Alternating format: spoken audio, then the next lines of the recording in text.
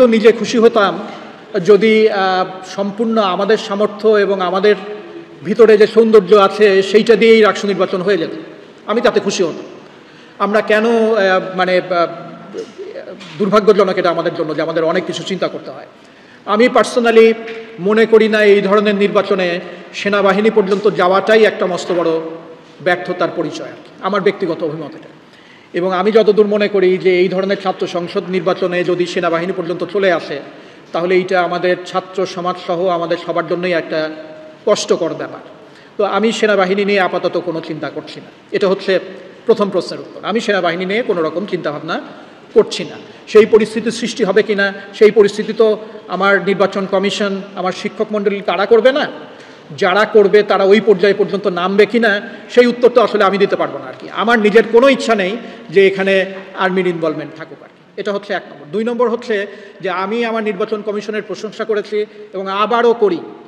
ওই দিন যে পরিস্থিতির সৃষ্টি হয়েছিল এবং তাদের সম্পর্কে যে কথাবার্তাগুলো এসছিল, যে ভাষায় স্লোগান দেয়া হয়েছিল, যারা আছেন তাদের প্রশংসা করি এই কারণে তারা প্রত্যেকে উচ্চ নৈতিকতার মানুষ এবং অসম্ভব আত্মসম্মানবোধ আছে তার।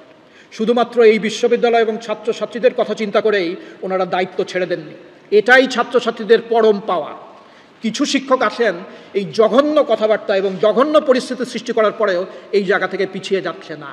আমাদেরও সুযোগ ছিল, তোমরা তালা দিবা, তোমরা হাতাহাতি করবা, আর তোমাদের ইলেকশন আমাকে করে দিতে হবে, মামার বাড়ির আবদার।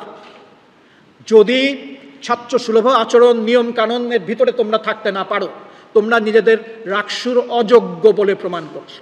এই তোমাদের যোগ্যতার পরিচয় তোমরা দেবে না, আমি সালেহ হাসান নাকি দেবো নাকি তোমাদের পরিচয়? ছাত্রদের দায়িত্ব নিতে হবে।